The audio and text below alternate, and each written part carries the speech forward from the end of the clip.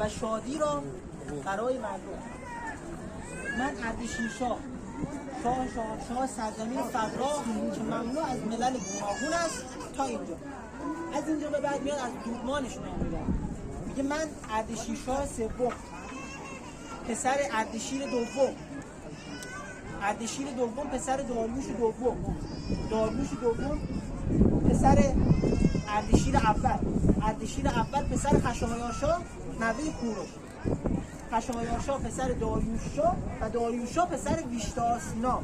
تا داریوش آخر همه اسمها از اسم شاه استفاده میکردن، ولی به ویشتاس که میرسه شاه نداره. چرا؟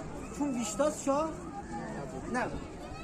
در آخر میان میگه که باشد که اهورامزدا و میترا و دیگر خدایان و ایزدان آنچه که من و پدرانم در این سرزمین و جاهای دیگر ساختن بکنید.